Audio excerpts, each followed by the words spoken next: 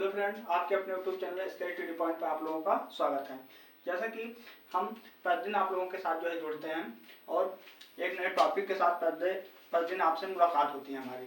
तो आज फिर से हम हिंदी का एक नया टॉपिक लेकर आए हैं, जो हमारा नया टॉपिक है सर्वनाम। तो आज हम सर्वनाम के बारे में जानेंगे, हिंदी के सर्वनाम। यह सर्वनाम जो है यह लगभग हिंदी जितने भी एग्जाम में पूछी जाती है सभी से में जो है एक दो क्वेश्चन इससे सर्वनाम से रिलेटेड आ ही जाते हैं। तो चलिए हम इसके बारे में देखने वाले हैं। सर्वनाम, हमने कहा सर्वनाम, सर्वनाम जो है यह दो शब्दों से बना है। पहला है सर्व और दूसरा है नाम। पहला है सर्व और दूसरा है नाम, दो शब्दों से बना है। पहला है सर्व और दूसरा है नाम। अब सर्व, पहला है सर्व और दूसरा है नाम, दो शब्दों के योग से बना है। सर्वनाम का मतलब क्या होता है? सबका नाम। सर्व का मतलब होता है सबका और नाम का मतलब होता है नाम, अर्थात जो सबके नाम के बदले प्रयोग किए जाते हैं वे सर्वनाम कहलाते हैं। सर्वनाम, या हम कह सकते हैं संज्ञा के स्थान पर जो शब्द प्रयोग किए जाते हैं वे सर्वनाम कहलाते हैं। अब हम आगे देखते हैं सर्वनाम के बारे में। सर्वनाम क्या होता है? सर्वनाम जो है, सर्वनाम का शाब्दिक अर्थ है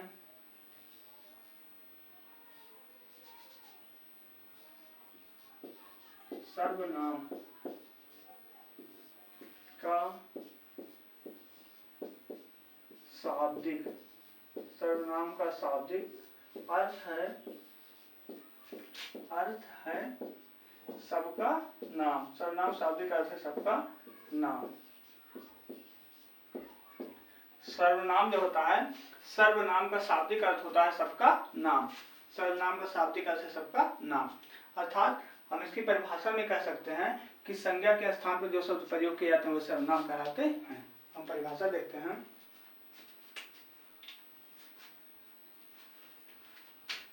लिखते हैं परिभाषा।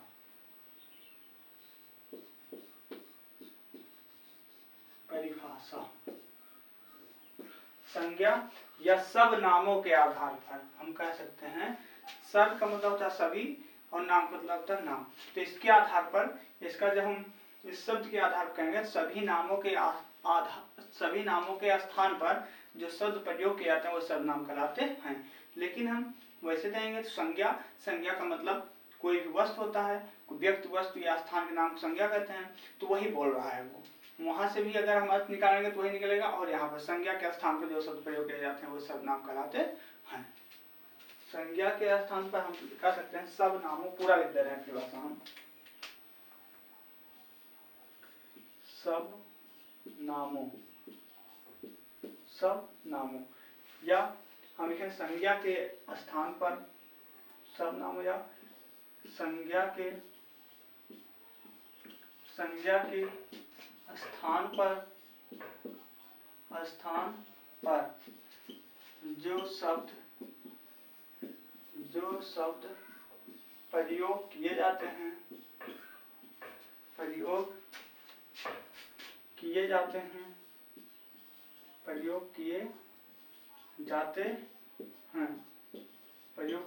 हैं वे सर्वनाम कहलाते हैं।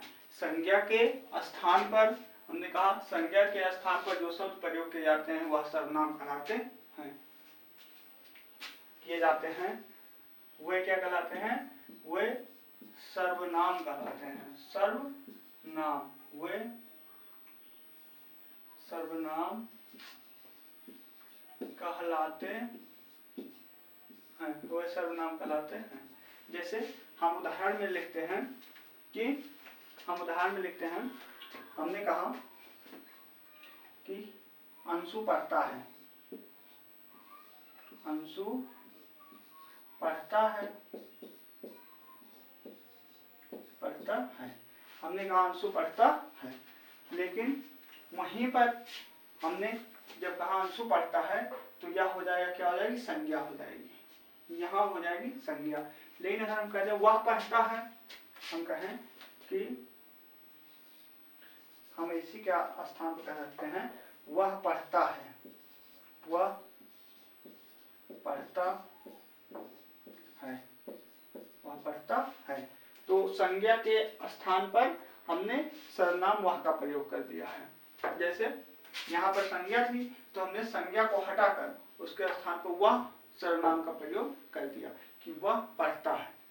अब यह भी उसी के लिए प्रयोग हुआ है, जैसे हमने कहा अंशु प्रयोग, अंशु पढ़ता है तो यहाँ पर हमने संज्ञा का प्रयोग किया, लेकिन हमने कहा संज्ञा के स्थान पर जो प्रयोग होता है तो हमने संज्ञा को हटाकर उसके स्थान पर वह कर दिया, तो वह जो है वह सर्वनाम हो गया। और हमने जैसे दूसरा एग्जाम्पल हम देखते हैं, हमने कहा कि राकेश बाजार जाता है, राकेश बाजार जाता है, हमने कहा राकेश बाजार जाता है। अब हमने यहाँ पर संज्ञा का प्रयोग किया है, यहाँ पर हमने संज्ञा का प्रयोग किया है, लेकिन यहीं पर हम अगर कह दें यह बाजार जाता है या वह बाजार जाता है, यह का प्रयोग नजदीक के लिए, वह का प्रयोग दूर के लिए होता है। हमने कहा यह बाजार जाता है, या वह, या वह बाजार जाता है, बाजार जाता है। तो यहाँ पर सर्वनाम का प्रयोग हुआ है, लेकिन यहाँ पर देख लेंगे तो यहाँ पर संज्ञा का प्रयोग हुआ है। अब हम आगे चलते हैं, देखेंगे सर्वनाम कितने प्रकार होते हैं और उनको विस्तृत से एक एक करके पढ़ने का प्रयास करते हैं। आज का हमारा टॉपिक सर्वनाम पूरा कंप्लीट होगा। अब हम देखेंगे सर्वनाम के प्रकार, सर्वनाम के भेद।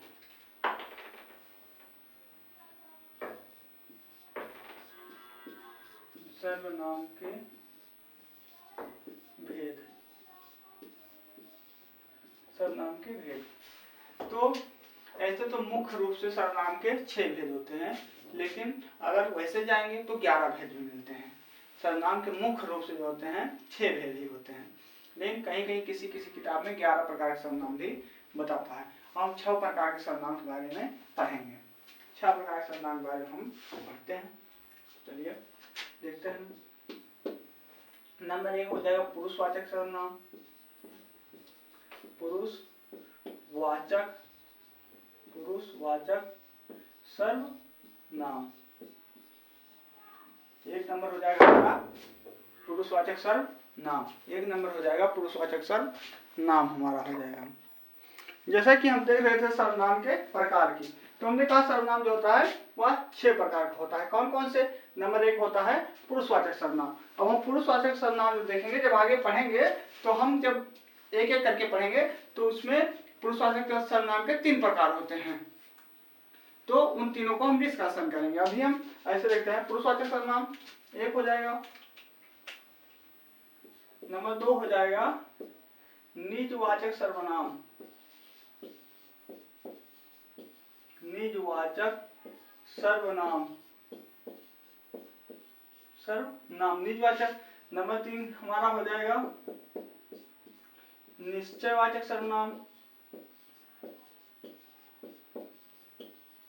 निश्चयवाचक सर्वनाम।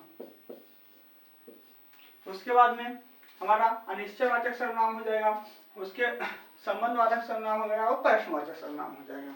तो हमने जैसे कहा निश्चयवाचक सर्वनाम। हमारा अगला हुआ अनिश्चयवाचक सर्वनाम, अनिश्चयवाचक सर्वनाम,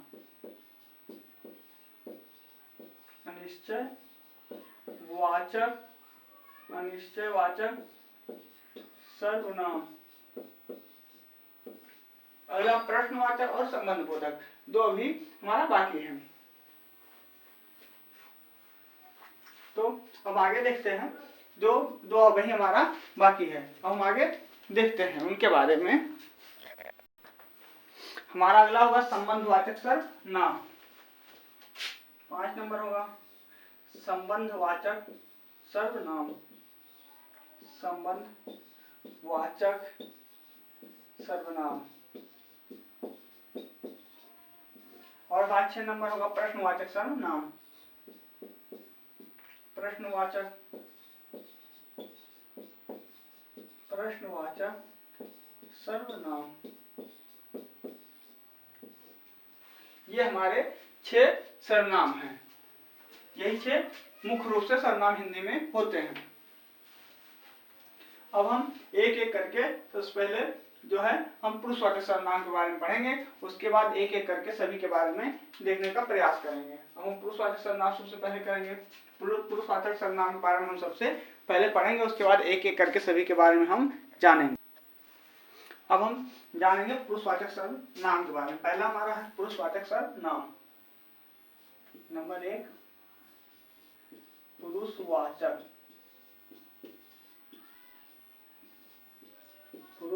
सर्वनाम।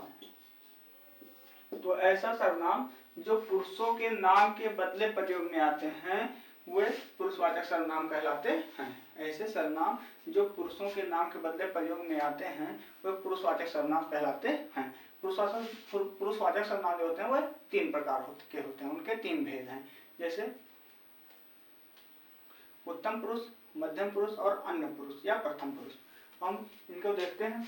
जो शब्द या जो सर्वनाम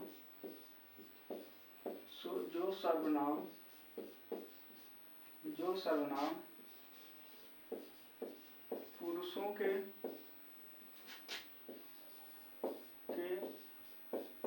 नाम के बदले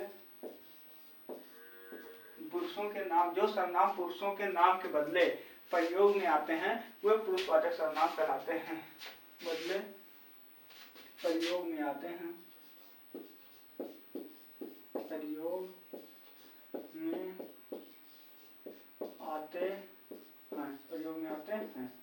वे पुरुषवाचक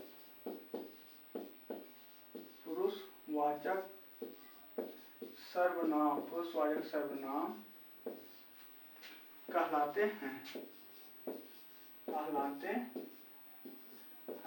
वे क्या कहलाते हैं? वे पुरुषवाचक सर्वनाम कहलाते हैं। जो शब्द पुरुषों के नाम के बदले प्रयोग में आते हैं वे पुरुषवाचक सर्वनाम कहलाते हैं। और पुरुषवाचक सर्वनाम के बारे में कुछ देखते हैं, उसके बाद में उनके तीनों भेद के बारे में जानने का प्रयास करते हैं। इसके 3 भेद होते हैं। जैसे हमने कहा नंबर 1 हो जाएगा इसमें उत्तम पुरुष।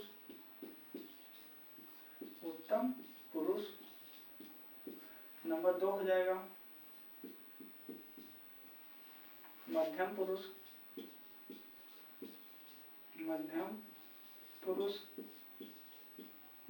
और नंबर 3 हो जाएगा प्रथम पुरुष या अन्य पुरुष। इसको बोलते हैं हम प्रथम या अन्य पुरुष।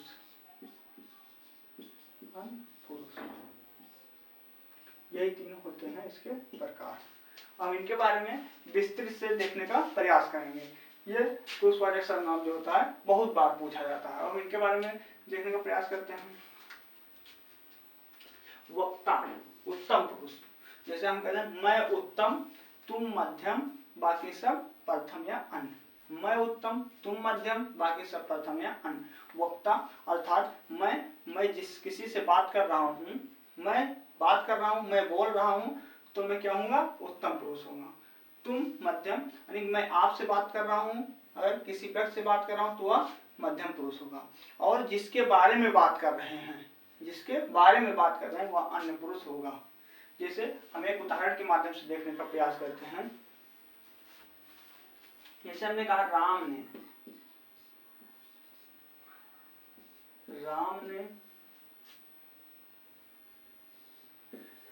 सीता से कहा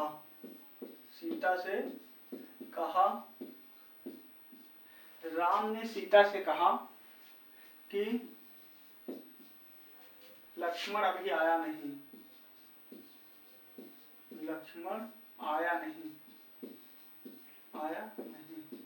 तो हम एक एग्जाम्पल के माध्यम से खाली समझाने की बात कर रहा हूँ, यह सर्वनाम नहीं है। जैसे राम ने कहा, राम कोई व्यक्ति है जो किसी दूसरे से कह रहा, तो राम ने कहा, तो राम में कौन सा पुरुष होगा? वह खुद कह रहा है बात, तो उसमें कौन सा? उत्तम पुरुष होगा। लेकिन किससे कह रहा है? तो सीता से कह रहा है। राम किससे कह रहा है? सीता से कह रहा है, तो इसमें मध्यम पुरुष होगा।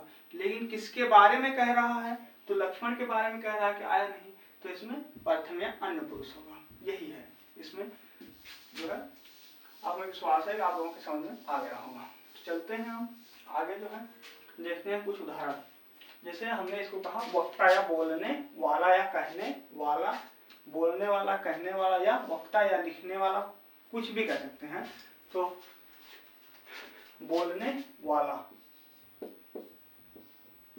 बोलने वाला, बोलने वाला, और जिससे बोल रहा है अर्थात सुनने वाला।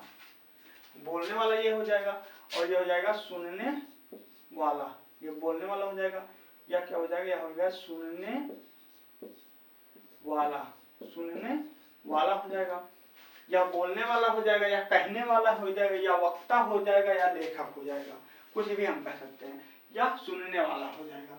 लेकिन यह जिसके बारे में यह इसको बता रहा है, अर्थात जिसके बारे में कहा जा रहा है, जिसके बारे में बात कही जा रही है। तीसरा हो जाएगा जिसके बारे में, के बारे में बात कही जा रही है, जिसके बारे में बात कही जा रही है। तो अब हम इसमें तो जैसे मैं उत्तम, मैं कह सकता हूँ, मैं, हम, मेरा, ये सब जो है उत्तम पुरुष में आएंगे। जैसे हम बात करते हैं, हम कहें मैं, हम, मेरा, हमारा, मेरा, मेरे, ऐसे शब्द जो होंगे अपने लिए प्रयोग होंगे वह उत्तम पुरुष में आएंगे। ठीक। अब हम इसमें बात करते हैं, तुम वाले में बात करते हैं। तुम वाले में तुम, तुम्हारा, आपका, इसमें और मुझे, तुम, तुम्हारा, आपका, और देखते हैं तुम, तुम्हारा, आपका, आपका, तूने, तुमको,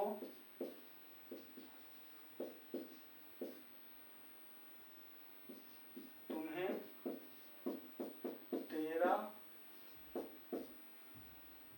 बस उत्तम पुरुष में होगा। मैं उत्तम, तुम मध्यम, बाकी सब प्रथम। जैसे हम कहें वह जा रहा है, मैं उससे कह रहा हूं वह जा रहा है, तो वह, या वे, ये ऐसे शब्द जो आते हैं ये इसमें कहे जाएंगे। जैसे वह, या वे, ये, इन्हें, उन्हें, आदि शब्द जो होते हैं ये इसमें प्रयोग किए जाते हैं। और हमारा जो है पुरुषवाचक सर्वनाम जो होता है यहाँ समय जो है खत्म होता है। पुरुषवाचक सर्वनाम के भेद हमने तीनों के बारे में अच्छी तरह से जो है डिस्कशन कर लिया है। अब हम आगे देखेंगे जो है हमारा अगला निजवाचक या निश्चयवाचक सर्वनाम के बारे में। हम अगला देखने का प्रयास करते हैं अगले सर्वनाम के बारे में, हमारा कौन सा है अगला सर्वनाम उसके बारे में देखें। हम अगला देखेंगे निश्चयवाचक सर्वनाम। हम निश्चयवाचक सर्वनाम के बारे में देखेंगे। अगला हम देखेंगे निश्चयवाचक सर्वनाम के बारे में। तो निश्चयवाचक सर्वनाम किसे कहते हैं? तो निश्चयवाचक सर्वनाम वह सर्वनाम होता है जिससे निकट या दूर के व्यक्ति का निश्चयात्मक संकेत प्राप्त होता है या निश्चयात्मक ज्ञान होता है। जैसे हम कहें कि यह पुस्तक राम की है तो उसी की है, कन्फर्म है। वह मेज श्याम की है तो उसी की है, कन्फर्म है। इसी प्रकार निश्चयात्मक संकेत प्राप्त होता है, उसे निश्चयवाचक सर्वनाम कहते हैं। वह सर्वनाम जिसका हम निश्चयवाचक सर्वनाम के बारे में देखते हैं। निश्चयवाचक सर्वनाम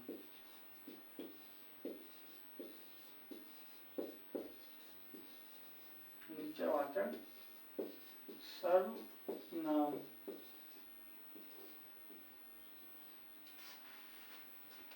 वो हमने बताया वह सर्वनाम जिससे निकट या दूर की वस्तुओं का, वह सर्वनाम जिससे वह सर्वनाम जिससे निकट या दूर के व्यक्ति या वस्तु का निश्चयात्मक संकेत प्राप्त होता है, उसे निश्चयवाचक सर्वनाम कहते हैं। देखते हैं वह सर्वनाम जिससे निकट या दूर की वस्तु का, निकट या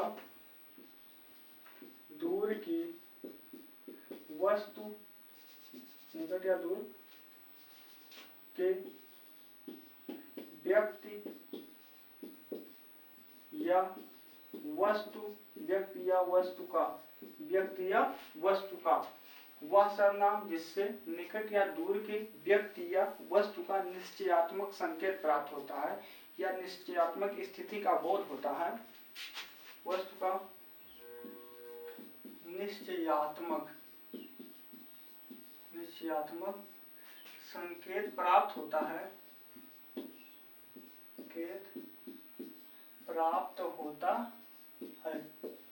निश्चयात्मक संकेत या निश्चयात्मक स्थिति का ज्ञात होता है, निश्चयात्मक स्थिति का बोध होता है, हम कुछ भी कह सकते हैं, उसे निश्चयवाचक सर्वनाम कहते हैं। निश्चयवाचक सर्वनाम में भी या व या यही सब शब्द प्रयोग होगा। हम कुछ उदाहरण देखते हैं निश्चयवाचक सर्वनाम के, उदाहरण देखते हैं। निश्चयवाचक सर्वनाम के उदाहरण देखते हैं। जैसे हमने कहा या मेरी पुस्तक है, यह मेरी पुस्तक है, तो यह संकेत कर रही है कि हाँ मेरी पुस्तक है। यह एक विशेष व्यक्ति के लिए संकेत कर रही है कि हाँ निश्चित है कि यह पुस्तक जो है उसी व्यक्ति की है, यह निश्चयवाचक सर्वनाम। जैसे हमने कहा वह उनकी मेज है, वह उसकी मेज है। हमने कहा नंबर 2, हमने कहा वह उनकी मेज है, हमने कहा वह उनकी मेज है, यह हो गया। उसके बाद में हम अन्य भी उदाहरण देखते हैं। या मेरे ये हमारे पिता हैं, हमने कहा ये हमारे पिता हैं। और आगे हम देखते हैं, हमने कहा वह मेरा भाई है, हमने कहा वह मेरा भाई है। यह जितने भी हैं सब निश्चयवाचक सर्वनाम के उदाहरण हैं, क्योंकि यह निश्चित संकेत कर रहा है कि हाँ वह मेरा भाई ही है, कंफर्म है। तो अब हमारा निश्चयवाचक सर्वनाम जो होता है खत्म होता है। अब हमने पुरुषवाचक और निश्चयवाचक जो सर्वनाम पढ़े हैं तो उनके अंतर के बारे में जानते हैं, दोनों में क्या अंतर होता है। जैसे कि निश्चयवाचक और पुरुषवाचक सर्वनाम के कुछ उदाहरण मिलते जुलते हैं, तो उनके बारे में हम अंतर का ज्ञात करेंगे कि दोनों में क्या अंतर होता है। हम देखेंगे पुरुषवाचक और निश्चयवाचक सर्वनाम में अंतर। पुरुषवाचक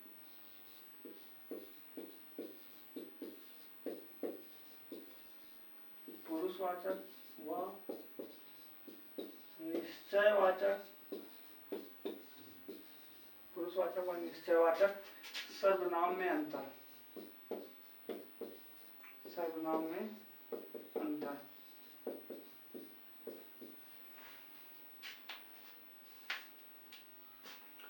जैसा कि हम कुछ उदाहरणों के माध्यम से देखेंगे। पहले देखेंगे पुरुषवाचक सर्वनाम।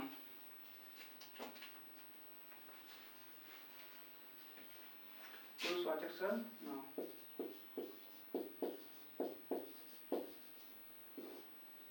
पुरुषवाचक, हमारा पहला पुरुषवाचक सर्वनाम यहाँ लिखेंगे और यहाँ लिखेंगे निश्चयवाचक सर्वनाम।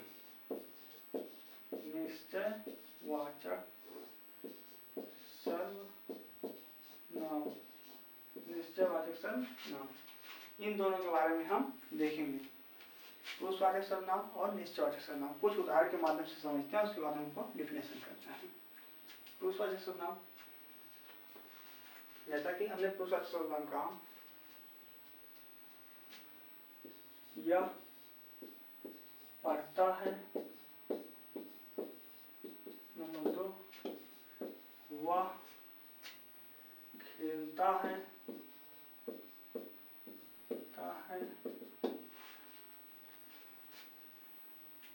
और यह उसकी, यह पढ़ता है, वह खेलता है, यह दौड़ता है,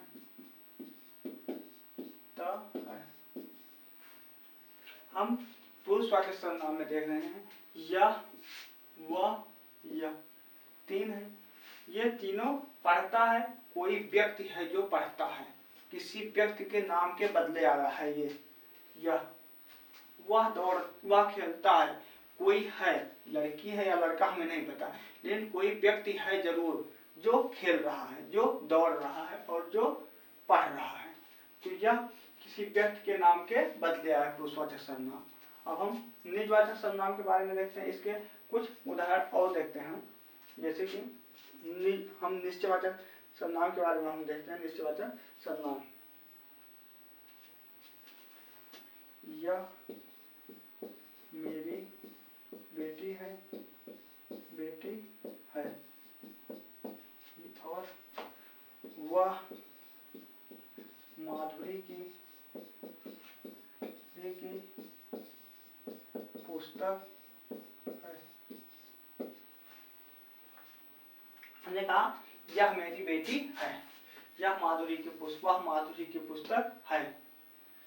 यह जो है किसी नाम के बदले नहीं आ रहा है, यहाँ पर जो निजवाचक सर्वनाम है किसी नाम के बदले नहीं आया, जबकि यहाँ पर यह किसी नाम के बदले आया है।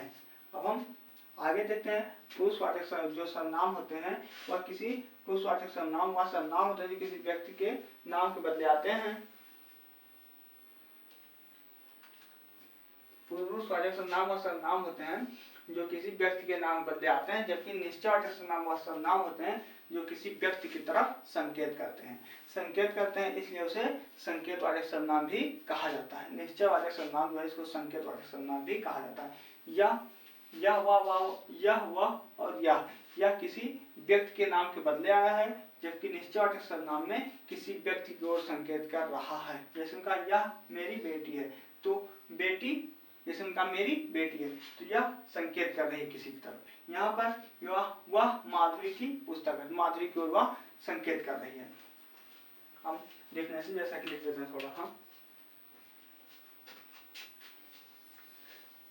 हम लिखकर कंफर्म करते हैं। पुरुषवाचक सर्वनाम और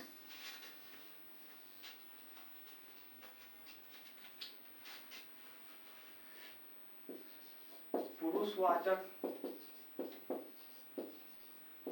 सर्वनाम में यह, वह, ये, वे किसी व्यक्ति के नाम के बदले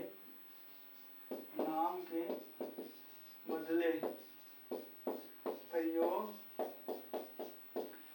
पुरुषवाचक सर्वनाम में यह, वह, ये, वे किसी व्यक्ति के नाम के बदले आते हैं। जैसे हमें अभी उदाहरण के माध्यम से बताया था, किसी व्यक्ति के नाम के बदले प्रयोग होते हैं।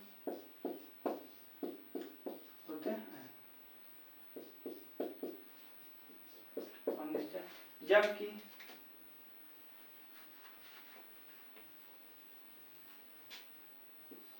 जबकि निश्चयवाचक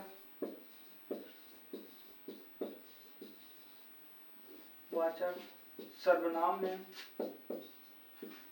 में यह वह ये वे किसी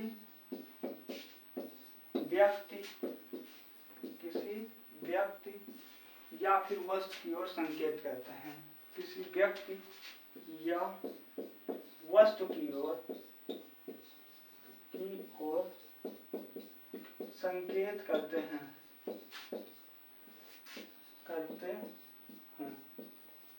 इसलिए इसे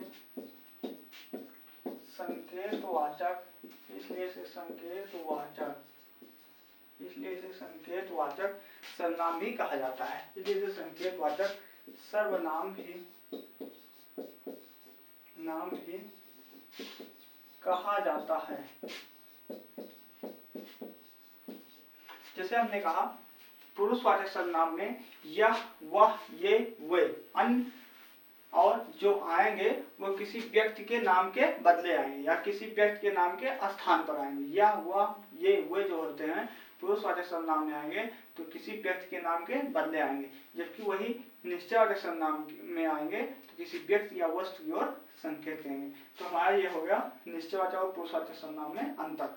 अब हम आगे देखेंगे अनिश्चयवाचक सर्वनाम। आगे देखते हैं अनिश्चयवाचक सर्वनाम के बारे में। अब हम देखेंगे अनिश्चयवाचक सर्वनाम के बारे में।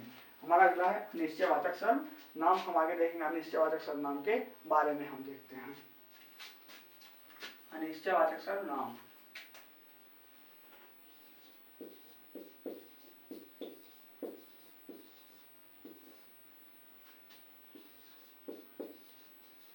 अनिश्चयवाचक सर्वनाम। अनिश्चयवाचक सर्वनाम जिन सर्वनामों से किसी व्यक्ति वस्तु का निश्चित ज्ञान नहीं होता है उन्हें अनिश्चयवाचक सर्वनाम कहते हैं। हम देखेंगे अनिश्चयवाचक सर्वनाम के बारे में।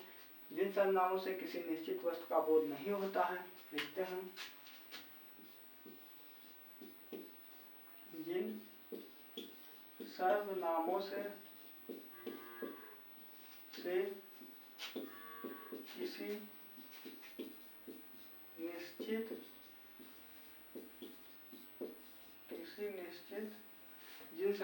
किसी निश्चित वस्तु का या स्थान का या व्यक्ति का बोध नहीं होता है। जिन सर्वनामों से किसी निश्चित वस्तु का बोध नहीं होता है उसे क्या कहते हैं? अनिश्चयवाचक सर्वनाम कहते हैं। उसे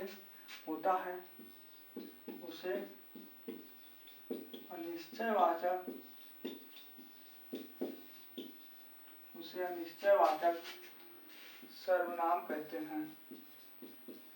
अनिश्चयवाचक सर्वनाम कहते हैं। उसे क्या कहते हैं? अनिश्चयवाचक सर्वनाम कहते हैं। जैसे हम कहें कोई आ रहा है, कुछ आ रहा है, क्या गिरा, कहाँ गया, ज्ञात नहीं है ना, इसे हमने कहा। उदाहरण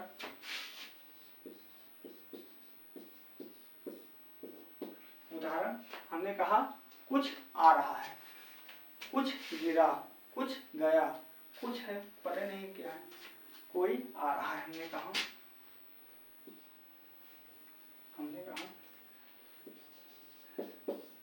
कोई आ रहा है और कुछ गिर रहा है। हमने कहा कोई आ रहा है, हमने कहा कुछ गिर रहा है। और आगे हम देखेंगे और हमने कहा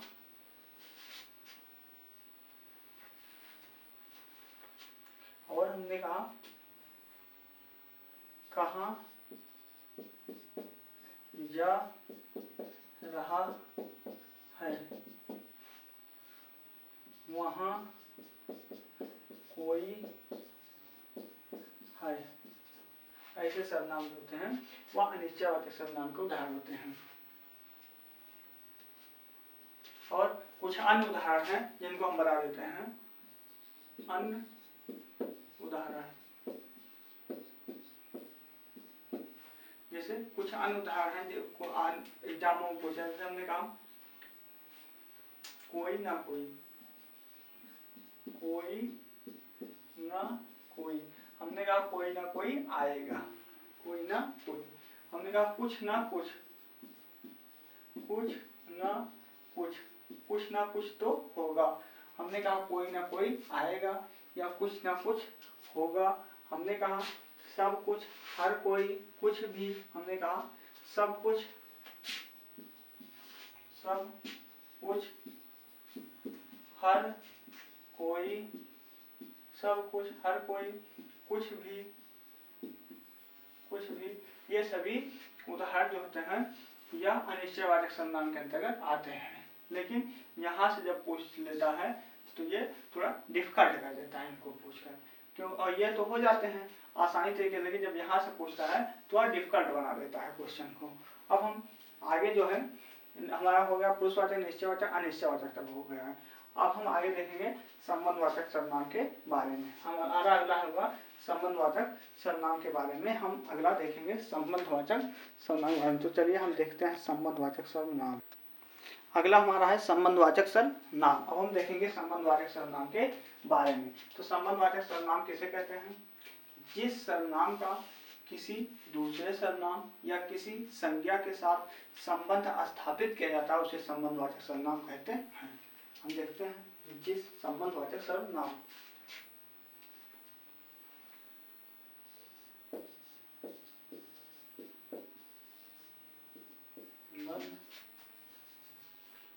संबंधवाचक सर्वनाम, संबंधवाचक सर्वनाम के बारे में हम आगे देखेंगे। जो हम तो हमने बताया कि जिस सर्वनाम का किसी दूसरे सर्वनाम या संज्ञा के साथ संबंध स्थापित किया जाता है उसे संबंधवाचक सर्वनाम कहते हैं। जैसे जो और सो, अर्थात जो आया है सो जाएगा।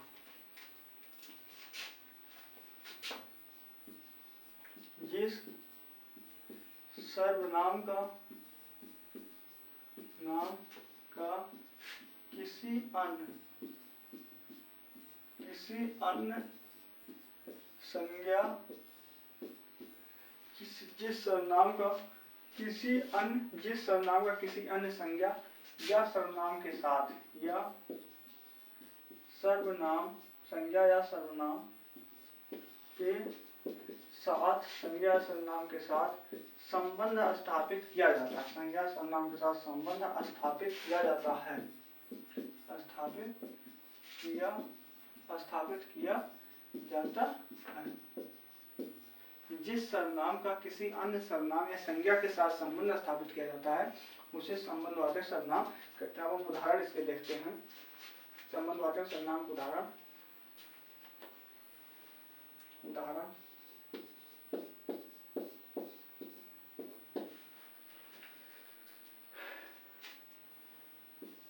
जो,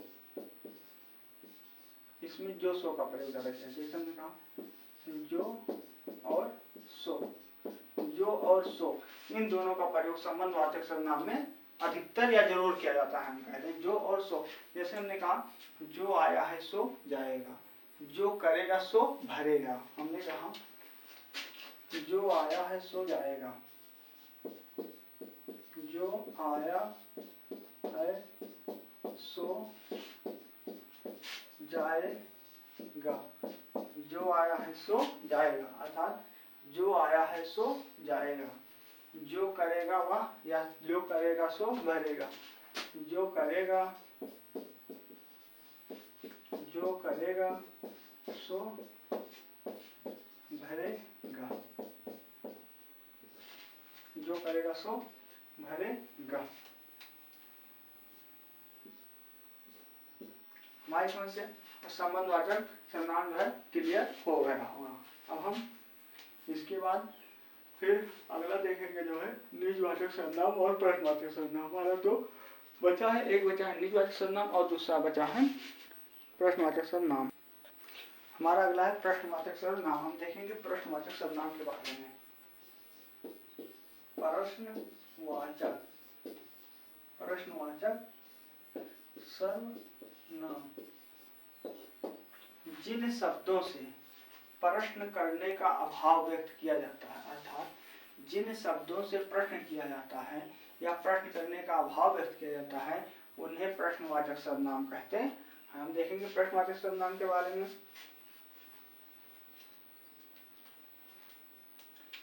प्रश्न करने के लिए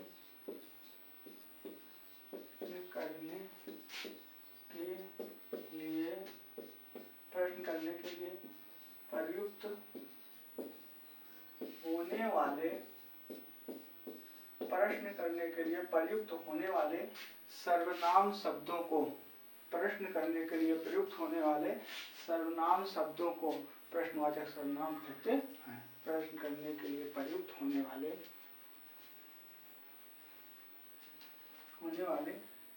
सर्वनाम शब्दों को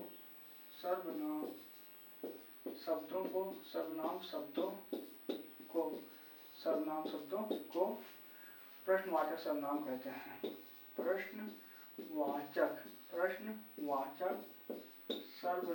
प्रश्नवाचक सर्वनाम कहते हैं। क्या कहते हैं? तो प्रश्नवाचक सर्वनाम कहते हैं। हमने कहा प्रश्न करने के लिए प्रयुक्त होने वाले सर्वनाम शब्दों को प्रश्नवाचक सर्वनाम कहते हैं। हमने कहा क्या खाया, हमने कहा कहाँ गया, हमने कहा क्यों गया, क्यों आया, कहाँ, कैसे, क्यों, कहीं, ऐसे शब्दों को प्रश्नवाचक सर्वनाम कहते हैं। हमने कहा उदाहरण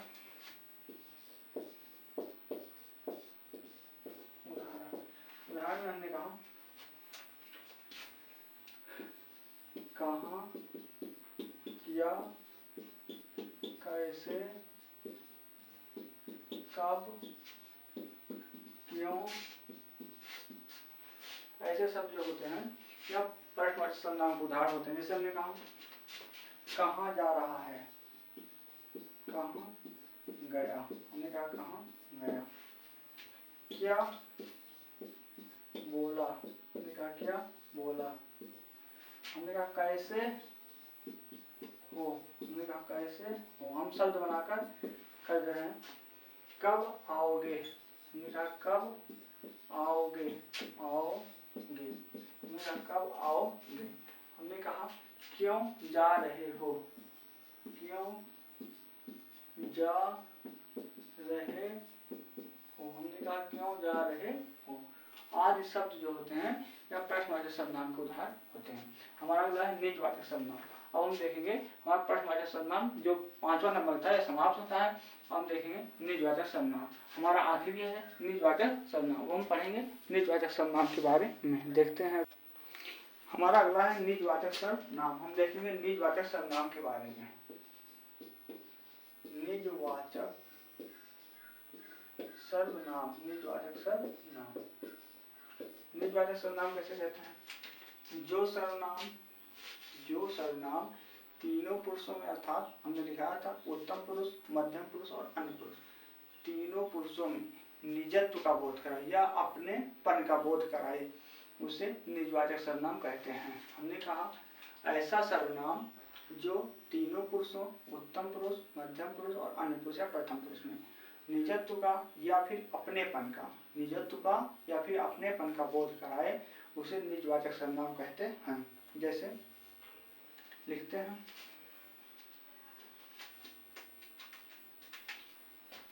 जो सर्वनाम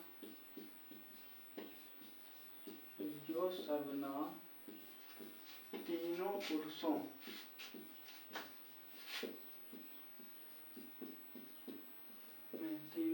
में अपनेपन, निजत्व होगा या फिर अपनेपन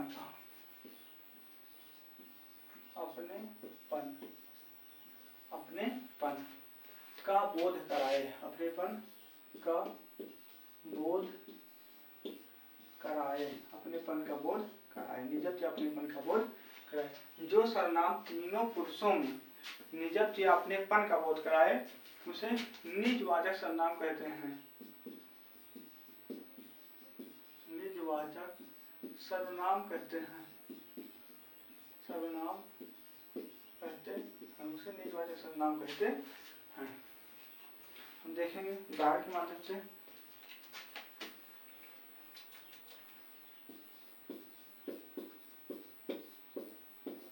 उदाहरण जैसे हमने कहा अपनापन, अपना, आप,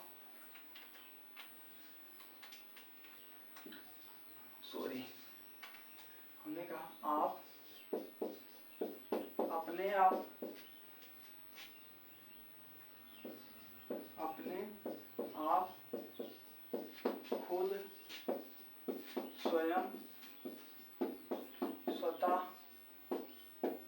खुद स्वयं स्वतः। हमने कहा आप, अपने आप, खुद, स्वयं, स्वतः।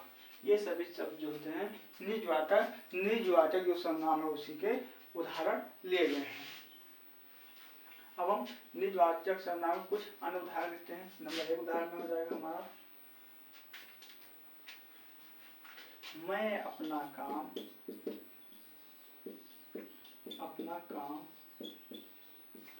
खुद कर लूंगा,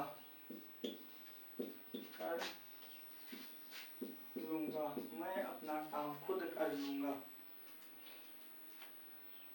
वह अपने आप जाता है, मैं अपना काम खुद कर लूंगा। हमने कहा मैं अपना काम, यह कार्य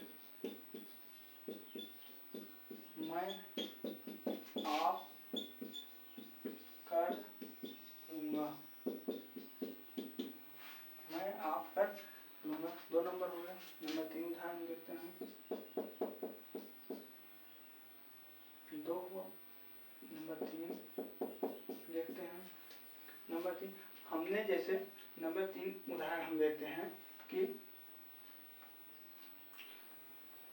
चलिए यह कार यह गाड़ी मैं स्वयं चला लूंगा। हमने कहा यह गाड़ी अपने आप चला लूंगा। आज जो होते हैं इसी प्रकार से वो निजवाचक सर्वनाम के उदाहरण होते हैं। हमारा सर्वनाम टॉपिक जो है यहीं पर समाप्त होता है। हम कल फिर से एक नए टॉपिक के साथ मिलेंगे। तब तक के लिए हम यहीं पर क्लास को समाप्त करते हैं। और यदि हमारा वीडियो आपको पसंद आता है तो हमारे चैनल को सब्सक्राइब करें, वीडियो को लाइक करके शेयर करें। धन्यवाद।